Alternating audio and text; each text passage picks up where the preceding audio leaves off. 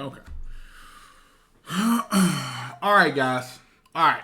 So, guys, I know it's been a long fucking time, man. But we are back in here and we're going to do this thing right. Okay? So, with that being said, guys, here is the Revelation Part 2. I present it to you. Yes, I know. It's been a long time. But, guys, things happen. Things got in the way. Life just happened on top of, a little bit of procrastination splashed in there. Shit happens. But we definitely want to get this out to you guys. I apologize for all those who viewed part 1 and have been waiting for part 2 for me to finish this. I do appreciate the love. I appreciate the views, guys. Like I said, I'm not one of those big YouTuber people who basically post videos like that. And the mere fact that I did get over 300 views on it, that's a lot for me. And I appreciate you guys who viewed. And I definitely appreciate guys who commented and liked and even followed from that. I appreciate that. And subscribe, guys. Because remember, subscriptions is free, guys. It doesn't cost you anything. The only thing it's going to cost you is a click and the use of this pointer finger if you are using it as a mouse or on your phone. Just hit the subscribe button. Doesn't cost you anything. But any of that, besides all that, guys, we're going to get straight into it. We're going to pick up right where we left off, guys.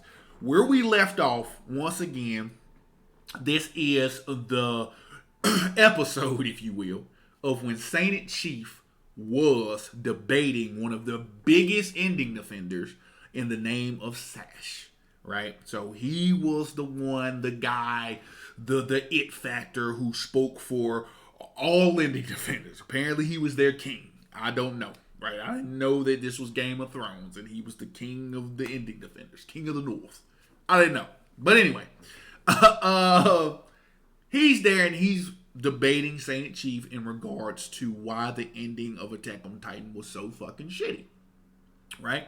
So shout out to Odin for putting this together. This is, again, more of a kind of a bite-sized version of the debate because I think the debate itself was about 4 hours. This is more of about like 54 minutes long. I did a part 1 on this. So again, shout out to Odin for creating this. I appreciate it. Shout out to Saint Chief in regards to doing it as well. And again, Brown's Magic, appreciate that. Some of her views and points that she makes is very valid. So I suggest you guys go check out all 3 of their channels. Again, I'm not bigger than them. I'm not even as big as them. But for those who haven't seen them and may have came across me, go check them out, guys. They are very good at what they do. But without further ado, we're going to get straight into it. Just a quick synopsis and a quick wrap-up of what we kind of talked about in part 1. We kind of left off where basically Sash was defending the point of where he was saying that Aaron's dream was apparently Armin's dream. So apparently Aaron thought and wanted the same, didn't have his own mentality of what he wanted in regards to freedom, but he wanted Armin's freedom. Armin's freedom was more along the lines of the book in which he showed Aaron. And since he showed that to Aaron, Aaron had this swelling up in him to where he was like, I have to achieve what he fucking wanted to, so I'm going to do this. But Odin makes a very valid point here. Towards the end of this bullshit chapter 139, he starts showing Armin the things that are in his book. So what he's saying, since we know this and we know that the time happened, that chapter 139, this portion of him and Armin happened during chapter 130, supposedly.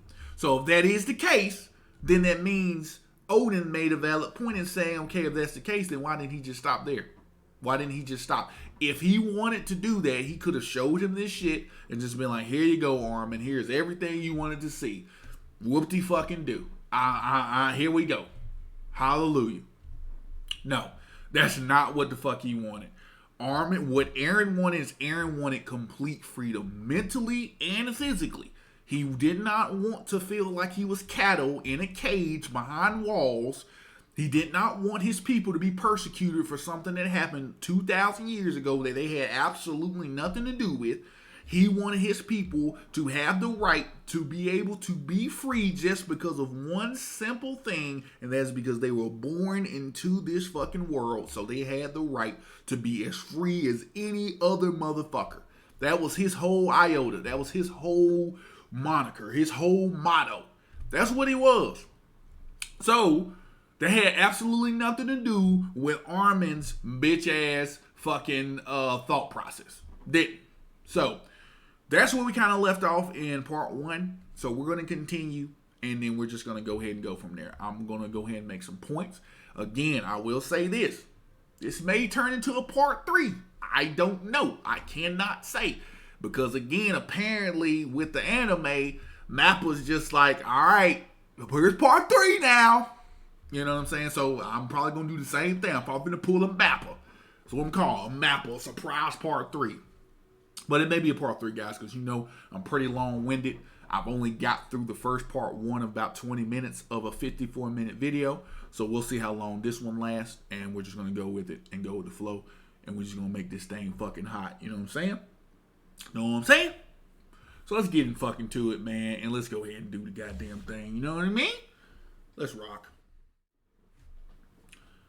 Let's go, Odin. And planes, the sea. I'm happy, Armin. Sash then says that Eren has 4 goals: freedom, ending the Titan curse, his friends, and giving Parody a fighting chance. And guys, again, he's still on the idea that Eren wanted Armin's freedom, but then he then goes on to say that Eren actually didn't want Armin's freedom because he actually wanted the world to be barren and flat. That's what he says. He wants to freedom. He wants freedom. What we talking about?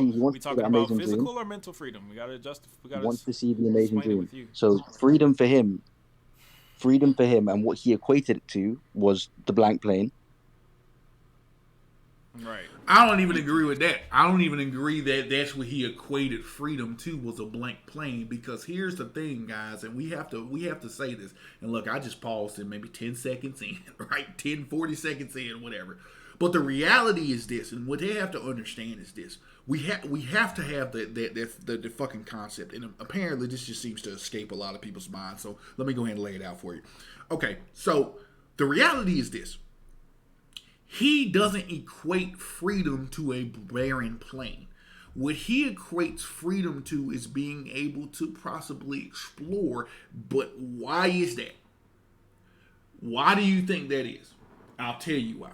The reason why is because, again, at that point in time, at that particular point in time where he's talking with Armin about the book, he is oblivious. Let me repeat, oblivious to the fact that there are other humans outside of the wall. So by that standard, him only knowing the walls and being born there and only seeing that, only knowing his mom, only knowing his dad, only knowing Mikasa, only knowing, Armin, that's all he knows. Hannes, he only knows these people. So by that standard, the book that was presented to him was a false narrative showing that they were the only humans left alive. So naturally, he would think, well, the land is barren. There's nobody here. There's nobody there.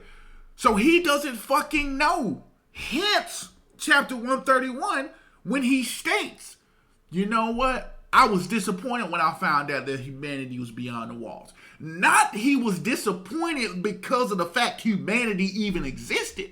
He was disappointed in the fact of finding out how humanity was, and what it was, and what it represented. This is why he did the things that he had to do. That's it. I went too far. Right? I went too far. That's probably not, they not even there yet. But I had to get that off my motherfucking chest. Just saying. Y'all put comments down below if y'all agree with me. Just saying. Continue, Odin. Sorry to cut you off. It's nothing Then, there. so out of emptiness, the views in the book, which you know isn't true already. And then Sam brings up how it doesn't make any sense that Eren wanted to give Parody a fighting chance, but they literally get bombed at the end. To which Sash responds, well, Eren doesn't know Parody got destroyed, so he didn't fail. It's okay. And then Chief says, yeah, but Parody got destroyed. And then Sash says, yeah, but Eren doesn't know. And then Chief says, yeah, but Parody got destroyed. And Sash goes on again, yeah, but Eren doesn't know. He didn't fail. What's next? What else did he say? You said Titans are back and Paradise is destroyed. Aaron doesn't know Paradise is destroyed. But it was. But does Aaron know that? Doesn't matter. But it was. But does Aaron know that? Would he have known it if it got destroyed the next day after he died? No. It doesn't matter if he knows it or not. He still failed. You can fail without knowing you failed. That's got nothing to do with his, as in him winning, as in he made his choice, as in it aligns with the choice he made.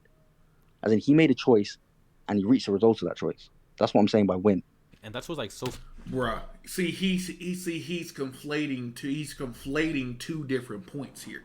He's conflating the fact of just because he made a choice and he doesn't know the outcome of said choice, because he took the necessary steps to make the choice, he wins. That's a fucking lie, and that's a stupid concept. Because the concept is this. Prime example. Let me go ahead. Let me go and break it down to you again. Sorry to interrupt you, Odin, but let me break it down to you again. Here's the fact.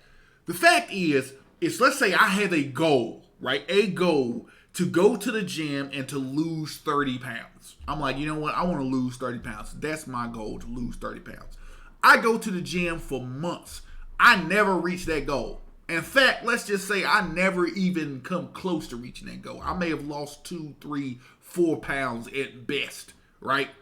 And then all of a sudden something happens. I can't go to the gym no more. I'm like, fuck, I can't go to the gym. Right?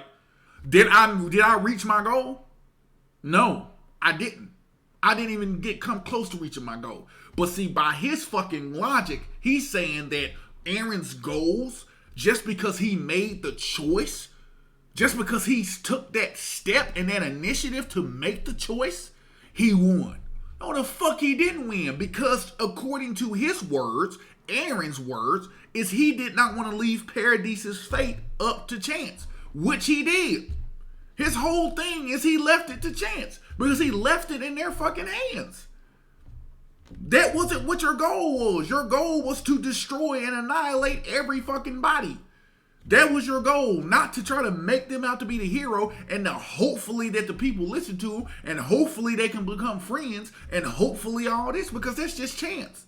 That's not a guarantee. A guaranteed victory is we wipe every motherfucking being out on the other side of this motherfucking island. Like you said in your declaration. That was cool as shit. You said, I reject that. They want to kill all of us. I reject that shit. Everybody will be flattened from this side of the island onward. They did. That was what you said. But you didn't do. You were, you know what? I want to, I'm gonna leave it up, y'all. Good fucking luck. Come on, bro. But back to that stupid ass illogical shit. Just because you make a choice doesn't mean you won. You made the choice, yes, but did you reach the goal? I can make the choice.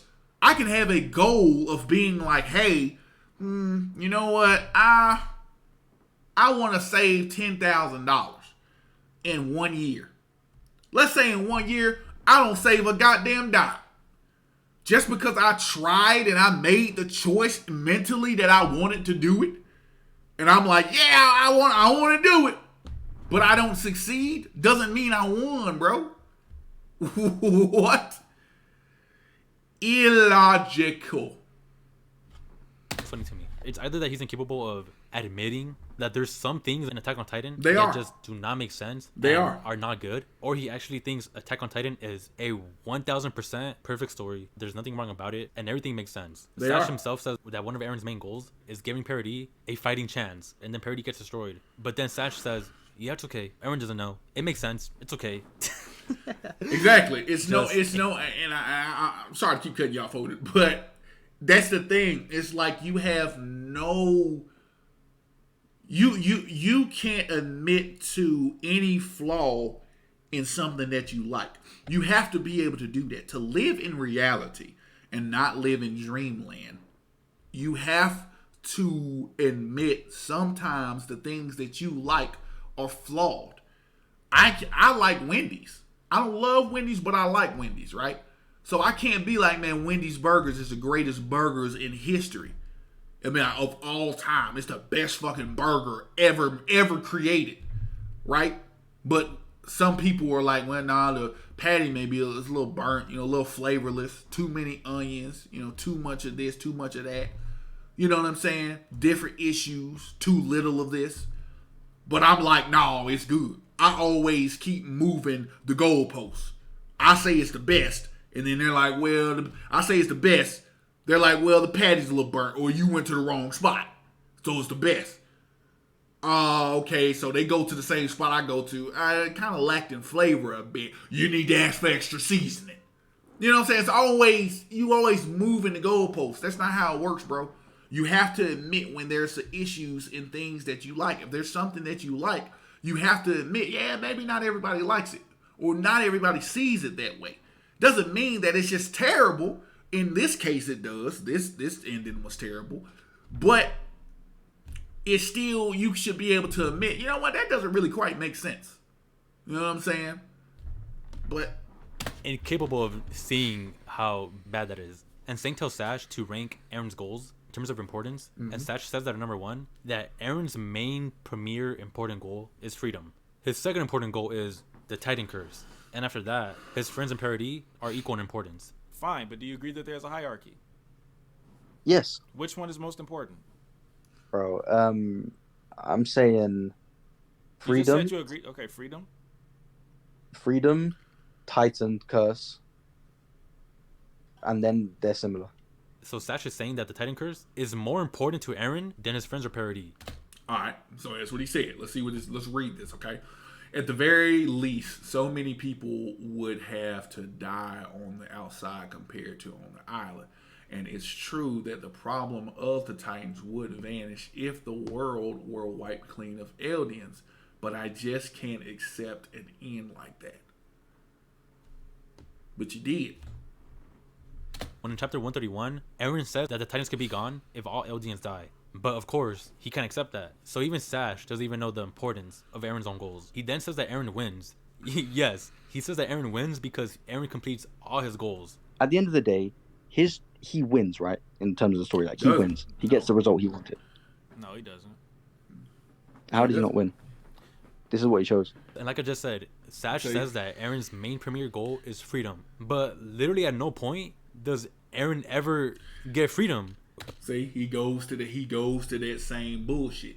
He goes to that whole Schrodinger's cat situation, right? Schrodinger's cat, the problem of Schrodinger's cat, you look it up, is that there's a cat in a box, right? The box is closed, so you can't see the cat, but there's a cat in a box.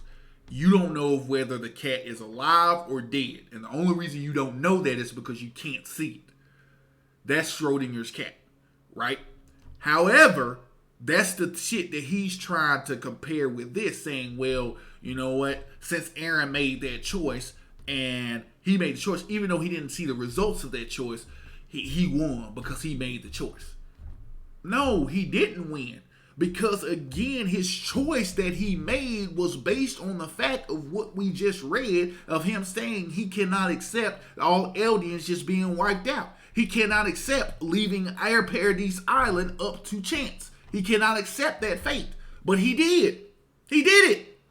So his choice was stupid. Because he went against the shit that he said he wasn't going to do. According to Sash, Aaron's freedom is Armin's freedom. But where in the story does Aaron gain Armin's freedom? Like where? Aaron literally dies depressed and sad. He doesn't feel free. He doesn't feel happy. He's literally crying. Where did Aaron gain freedom? Sash, where did Aaron gain freedom? Tell me. And then Sash talks about Amir. He says that Amir doesn't want to kill Aaron, but literally 20 seconds later, he says that she doesn't want to kill him. This is what you're telling me? He clearly doesn't want Aaron dead. Like, well, why is she helping Armin kill him? Because she sees Armin. She wants Armin in paths. I heard that, right? He just said that Ymir doesn't want Aaron dead. Listen. Blah, blah, blah.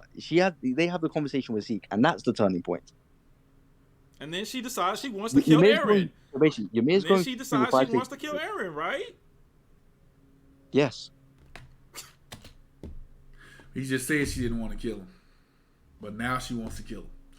So she wants to kill him all of a sudden now. when he was the one who set her free, right? He was the one who spoke to her, touched her heart, and made her see, like, you don't have to do this shit anymore. You're not everything that these people are trying to crack themselves up to make you be. You don't have to do this. Give me that shit. I'll take the weight and the burden and all that off of you, and I could be deemed as the devil, right? It was such. I mean, it was presented to us on a silver fucking platter, and Isayama dropped the ball. Because if you think about it, this was in my mind. This is how I would have wrote it. This is how I would have done it. You think about it, bro. The history, the story, right? The lore of Ymir is that she made a deal with the devil. And I thought it came full circle that technically Eren is the Earth Devil because she made a deal with him. Right? And it came full circle. So technically speaking, that which was told in history back in the day actually didn't happen, and it was more of a prophecy. You see? You see? But no, we didn't get that. Okay. At some point, literally within 20 seconds, he retcons himself, and then he tries to explain that by saying, no.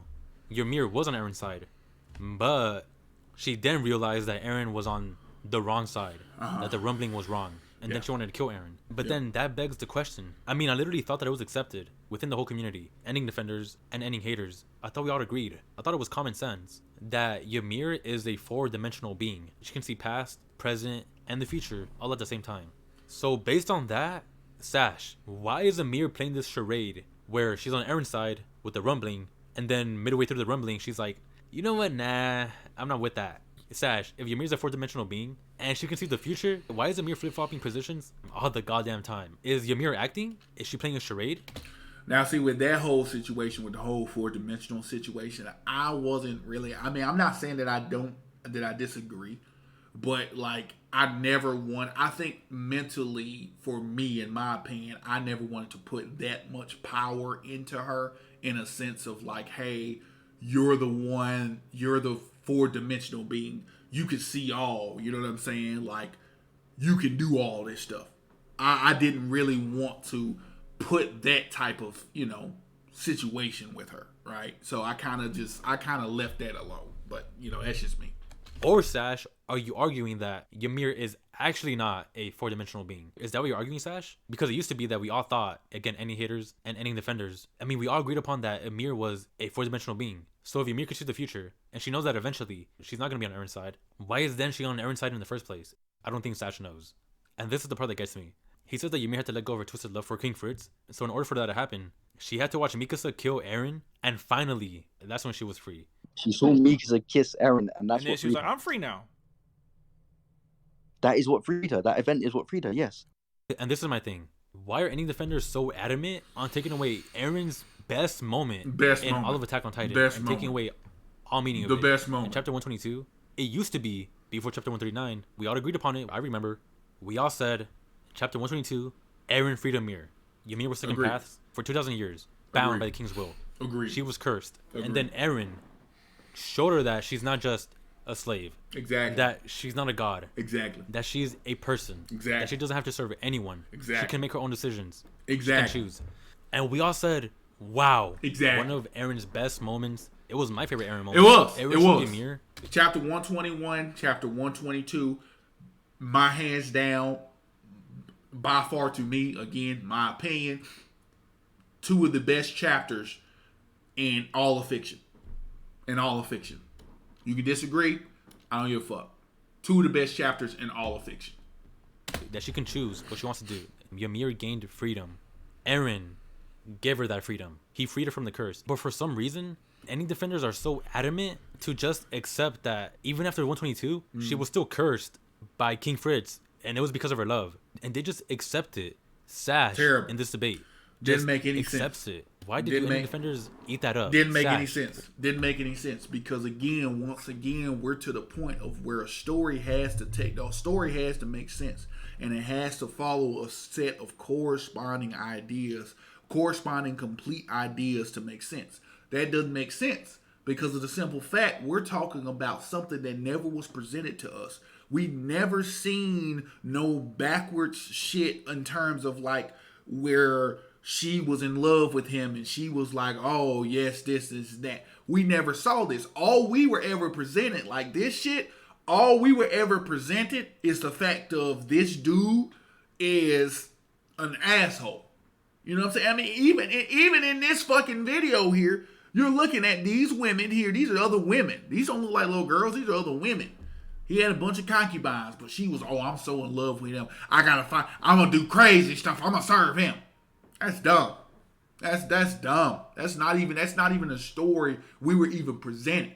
We were presented with this asshole of a king who wanted to her backstory was brutal. This asshole of a king who just wanted to expand the empire, didn't give a shit about any of them. More concerned about pigs being free and how he was going to fuck up everybody who didn't point it out. Her people pointed her out, had his people chase her down, hunt her like she was a fucking dog, bro. Get out of here. That's what we were presented. Not this love story of her trying to get in with good graces because he's being surrounded by beautiful women, so she wanted to be one of those beautiful women. We didn't even fucking get that. So stop. Why did you eat that up? How did you not see that and go, wait, what? Doesn't make sense. You're still cursed by her love or King Fritz? But I thought Eren freed her in chapter 122. Exactly. How did you guys not ask that question? How did you guys eat that up? How did you guys let Isayama take away Eren's best moment, top 3 moment in Attack on Titan?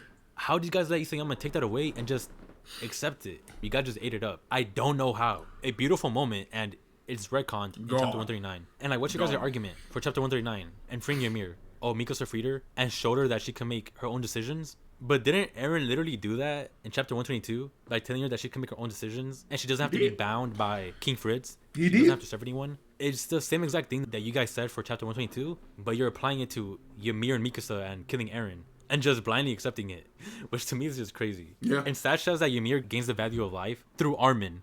Ymir gains the value of a life in 137. Through the conversation with Armin and Zeke. So again, taking away that moment in chapter 122, Eren literally tells her, you're not a slave. And she gained the value of life through the conversation between Zeke and Armin. Boy, get the fuck up out of here. And you're not a god. You're just a person. Why didn't she right then and there gain the value of life? Tell me, Sash, how did she not gain the value of life? Why in this moment is she crying when Eren frees her? To me, Ymir crying here says that she's finally free. But I guess it doesn't. Exactly. That's the face of realization. That's the face to me of somebody, because we finally get to see her eyes. We finally get to see that pain. And by her relinquishing all of her powers to Eren, that is her freeing herself of the burden of being there. God, bro.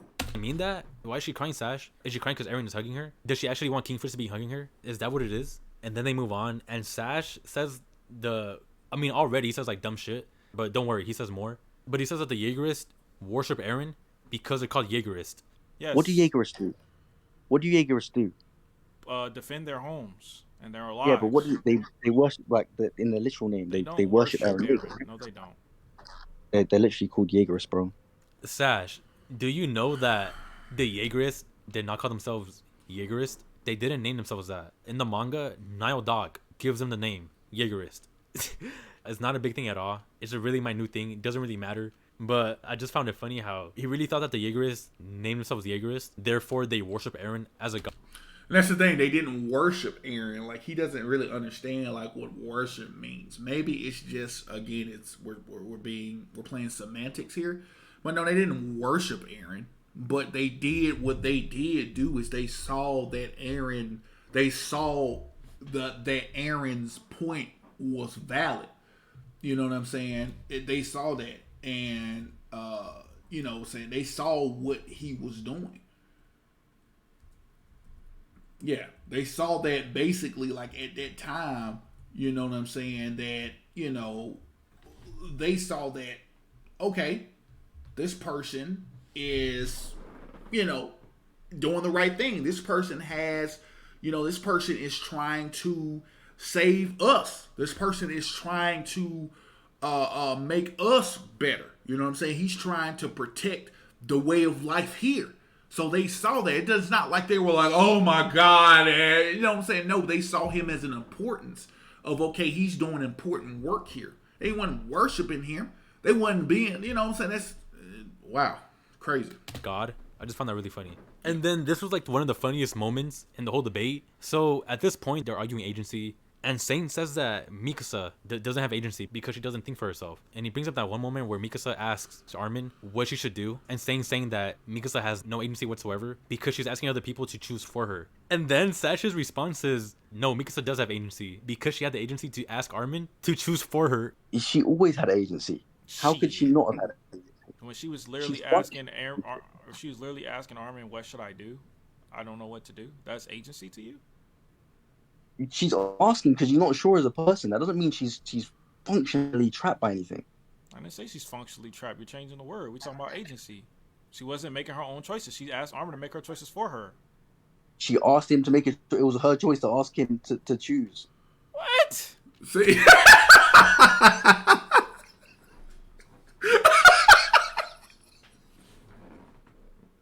Oh my God.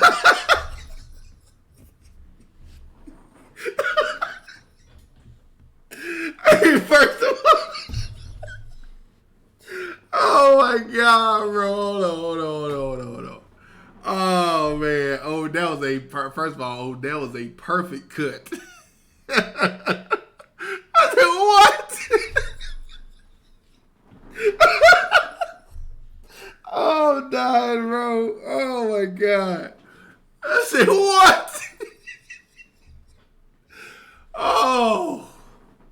Oh my God. Now I needed that one. That one was that was good right there. Oh Jesus. I was there. What? Bro, so see what, bro, I said this. Didn't I say this? I said what he's doing is he's conflating that. That's his argument. His argument is driven in choice. His Sash's, what's the word I'm looking for? A completement, right? To be complete of a task starts with the choice. So he feels as though a task being completed starts with the choice. And if you make the choice, then you completed the task. That's why he's saying that. That's not fucking true, bro. I will give you this. At least you're sticking with that, and that's your thing. I get it. But that's not fucking, that's ridiculous. If you think a choice is a win, something's wrong, bro.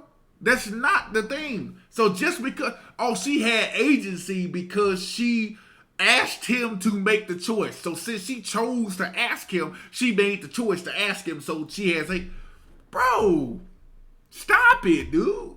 Like, what are we doing here? Hold on, let me look this up real quick. Let's look at agency real quick. Let me see this real quick. Let me look at agency real quick. Let's look this up. I'm finna Google this. Agency, right? Because basically what they're gonna probably do is they're gonna be like, like a agency, like a governing body. No, like agency of a person. Let me see here. Let's see here. Agency of a person. Let's look this up. Individual agency is when a person acts on their own behalf, whereas proxy agencies is when an individual acts on behalf of someone else, such as an employer, right? So this agency is when a person acts on their own behalf. So I will say this. She didn't have agency in that point because she was looking to Armin to be her proxy agency because she was asking him what she should do. such as, like he said, an employer, a boss, somebody that's over you. What do I do in this instance? I need a leader. She didn't have agency there. That's what it means, sir. And then they start arguing about how it was Aaron's plan to let himself get killed by the Alliance. Now, we all know Aaron planned it out to let himself get killed by the Alliance. He literally says that in the beginning, like the first 2 pages of 139. But apparently Sash doesn't know that. For someone to be like the biggest ending defender, he doesn't know Aaron's plan. He says that the only thing that Aaron planned out was for them to be like the Tybers and to push them away, but nothing beyond that. And Stain says, no. Aaron literally planned it out to where he will only kill 80% of humanity. And Sash disagrees with them. And this is where we get Sash blatantly lying and being extremely disingenuous to Saint. So Sash literally has 139 right in front of him on his computer, on his phone. Let's see. I don't know. He's literally reading it, but he's intentionally not reading everything. Sorry? Did he lie when he told Armin that? When he told Armin what? That he left 80% of the world alive, or 20% of the world alive, so they'd be seen as in the highest regard. Did he lie? He said that was his plan. He just said they'll be viewed as heroes. No, he said that was my plan. Those exact words. He says they will be looked at. Blah blah blah. Armin asked, "It was all to push us away and make us into the heroes who saved humanity by hunting you down." Yes. He says. So what is why I said. He said they'll see you as heroes. No, you're not reading the whole thing. Let me go. How could you not see? That's starting to annoy me. I don't usually get upset about that, but that's annoyance. I hate disingenuous people. I hate them. I really do. I do. If that is your goal, is to be disingenuous and untruthful to push your narrative so that you can feel as though that you are right and vindicated, you are the problem. That's the problem. That's not what was said. It's literally right there. That was his fucking plan. Clearly. And then again, if we're talking in time frame, clearly that was his plan because that conversation happened before 139. 139 just revealed to us what the conversation was. So clearly this motherfucker had the plan of leaving 80%, killing 80% and leaving 20% alive. That was his fucking plan. Clearly. Disingenuous to push a narrative that you know is bullshit. I'm gonna go read the whole thing for you. How could you not be seen as saviors by every surviving human being? You turned your backs on Paradise in spite of being island devils to stand on the side of humanity to the end. You become the most respected people in the world. He deliberately misses the part where Aaron says they won't be able to retaliate immediately. The Rumbling will kill 80% of humanity. They won't be able to wage war. Aaron literally planned it out, and somehow Sash, one of the biggest ending defenders, does not know that. He thinks the Alliance defeated Aaron organically, and that Aaron had nothing to do with it. When literally like the first 2 pages of 139 are Aaron and Armin talking about how Aaron let himself get killed by the Alliance. That apparently he planned everything out. You know it's bad when I'm citing 139 as evidence against ending defenders. That's how bad Sash is. He doesn't even know his favorite ending. Yeah. That's just bad. Okay, now we can finally get into like the funniest take that Sash gives that everyone's talking about. So Sash says that everything that happened in the story is because of Aaron. Even before his own birth, Aaron is the reason for everything apparently. So then you have this thing where he's connected to every single part of the story. And okay, slight tangent, but this is a really cool thing that I think you'll enjoy. Every single scene in the story is from the perspective of an Eldian. So technically Aaron is the entire story because he experiences it.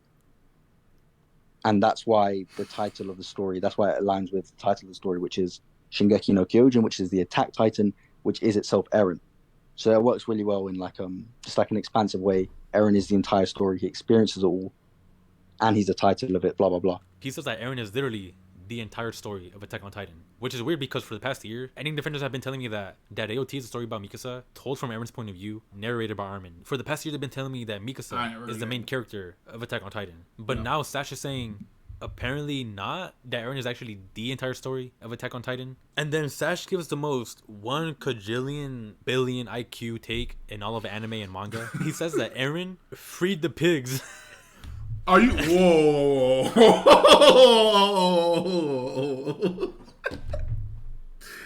Hold up. Are you? I gotta hear this. Why she That's free the pig? That's instinct. Oh, Bullshit. the pig's errand. The pig's errand, but let's not go into it. What do you mean? Why she All free the life. pig? 137 literally says that as well. Why she free the pig if she doesn't value So life? all life has She like doesn't value all life. life. Why she free the pig? I'm saying that's Aaron. I don't care what. That's Aaron. Oh, you saying that's Aaron who freed the pig? It's Aaron's influence, yeah. Chief asks him, how is that possible? Where are you getting Aaron freeing the pigs? And Sash says that in chapter 130, it explicitly shows it in the panels. So I was like, what? I don't remember that. So I went back to chapter 130, scrolled through, and his evidence for Aaron freeing the pigs is this single panel showing pigs. So we... Okay, so just to give like a little context, Aaron in his head is saying, I wonder where it all started. Back there, it's like Mika's son Aaron on a tree, and then it shows the pigs, and then it shows Grisha, and then it shows Aaron kissing Historia's hand. His evidence for Aaron freeing the pigs is the single panel in chapter 130. Somehow Sash took the single panel in chapter 130 and stretched it to, it was actually Aaron that freed the pigs, not Amir. I literally typed in the chat while the debate was going on. Bro, this dude, look, I'm gonna be honest with you. Something's not right. This has to be a joke. Like, it has to be. Like, it has to be a joke. Like, it has to be, right? It has to be. Like, somebody tell me that. Like, this dude has to be joking.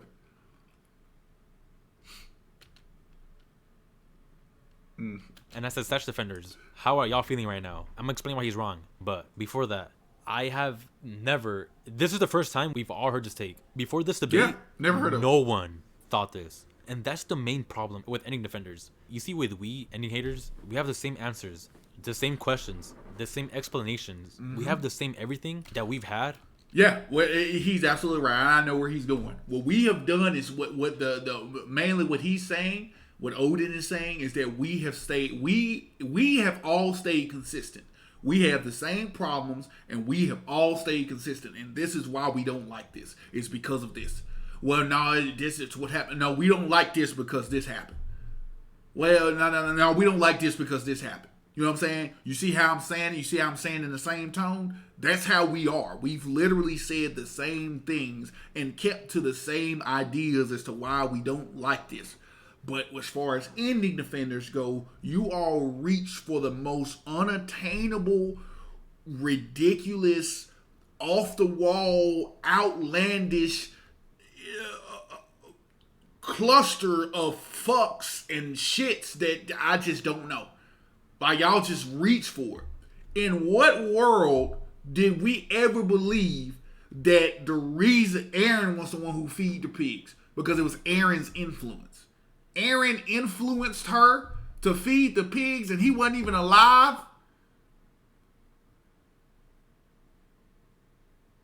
Aaron said, hey, free these pigs, man. Free these pigs, bro.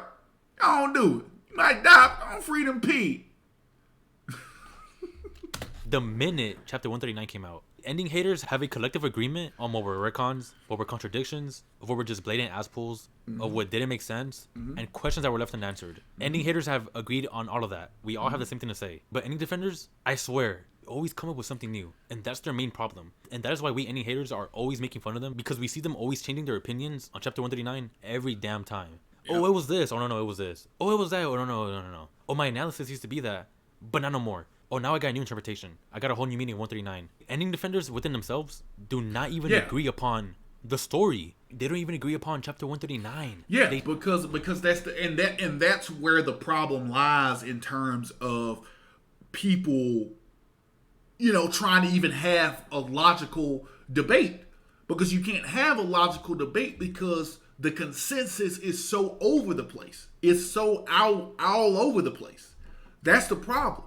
Because, again, people who didn't like the ending and was like, nah, the ending wasn't there. Like he said, we all agree. We're all in consensus. We're all in cahoots, if you will, of like, hey, this is why we don't like this.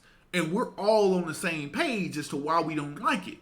But Indie Defenders are on page 2, and another one's on page 52. The other one's on page 80. The other one's on, you know what I mean? They're all on so many different, it's so convoluted that you can't even have a basic logical conversation with them because they all have their own weird interpretations of why something ended the way it did.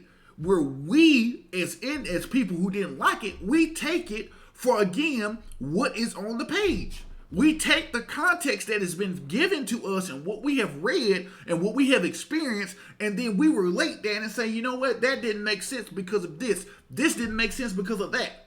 Whereas they look at it and it's like they're reading a totally different story. They're like, oh, well, you know, maybe it's because, you know, Aaron freed the pigs and stuff. No. Aaron didn't want real freedom. Like, Aaron just wanted, you know, he just wanted a semi-freedom. Like, he was cool. Like, he was like, you know what? All right, man, I like this book, man. I'm gonna destroy the world, bro, because I don't like the way this book look good. I want everything to look like this book. That's not even how it is. And we're like, where did you get that from? Where did that idea come from? You know what I'm saying? Oh, well, no, I mean, you know what? So basically she wasn't free. She wasn't free when Aaron was talking to her, right? She became free after Armin and Zeke were talking. And then after they were talking, she said, oh, no, Aaron gotta die, bro. So I need y'all to go kill Aaron, bro. And that... Yeah, by the way, you know what I'm saying? The main story was about Mikasa, man. I wanted Mikasa to kill you. You know what I'm saying? I just lured you here, so I wanted Mikasa to kill you. So if she could kill you, that's my freedom right there. I know I can be free. If she can kill you, I know I can be free. They don't. One side thinks this, one side thinks that. And now, apparently, we got Sash, and I don't even know how many other people, because, to be honest, I don't even think his own, like, defenders or people on his side agree that Aaron freed the pigs. But I guess that's an opinion now, and it used to be. Or rather, it still is. It is an opinion that any defenders are saying that Aaron was a slave. He was a slave to Ymir the whole time. It was destiny. It was predetermined. And that's still a widely held opinion by any defenders, right? And they think that's good, that Aaron was being controlled by Ymir the entire time. But now, apparently, Sash is saying something completely different.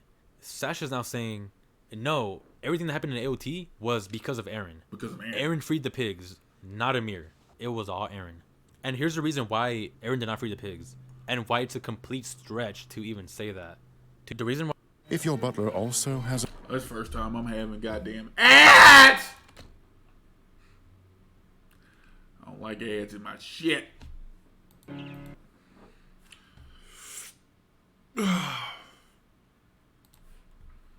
Because Aaron has the power to change or manipulate time through the Attack Titan's power. We know that he was manipulating Attack Titans throughout history, right? Mm-hmm. When Ymir frees the pigs, Titans aren't even created yet. Ymir frees the pigs before she got into the tree. So how is Aaron influencing or controlling Ymir to free the pigs? Like, what's the reason for Aaron doing that? Like, it doesn't make any sense.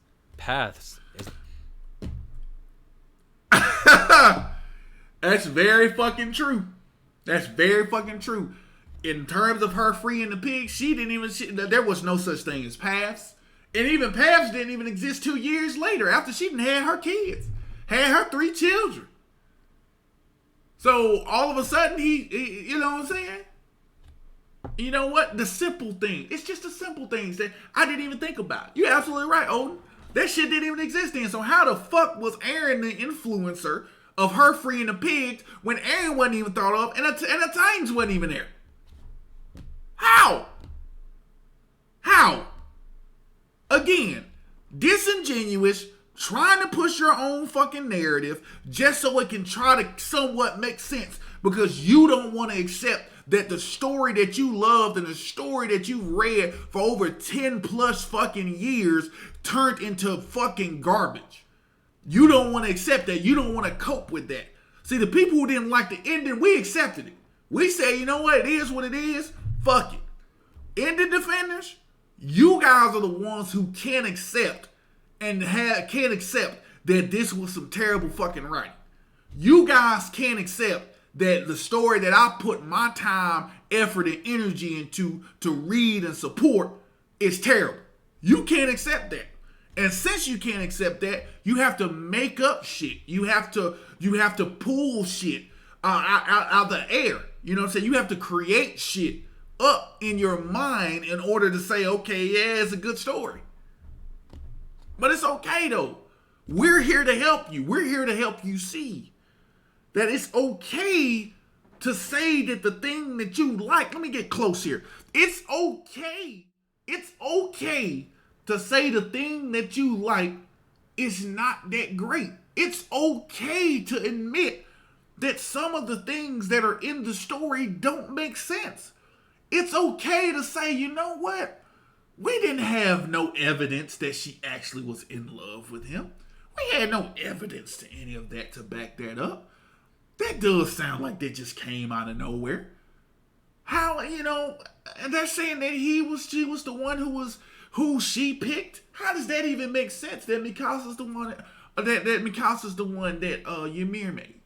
And does it even make sense that he's saying that all of a sudden he got this a power and he just didn't know what the fuck to do? But when he had to, he just didn't know. Like everything was just like, well, I don't know anymore. I just, I don't know why I did what I did. I just did it. When he actually had the power and made the declaration and admitted that he was the reason he was doing what he was doing is because he could not accept leaving Paradise's fate up to chance. It doesn't quite make sense that all of a sudden he forgot what he said. It's okay to admit that. We'll welcome you into the fold. Come on. It's okay. It's okay. I promise you. If you guys just admit it, it's okay. We will welcome you with open arms. All of us will. It's okay. I think that's what you all need. I think you all need a listening ear to say that it is okay. I'm here. Everybody's here, right? We're here. Just admit it, and it'll be okay. All right, guys. I'm going to be honest with y'all. I rambled. I knew it was going to happen. This is going to be another lengthy one. This is a part 2. I'm finna pull a mapper. I'm going to have to pull a mapper. The reality is I got about 20 minutes left on the video at hand.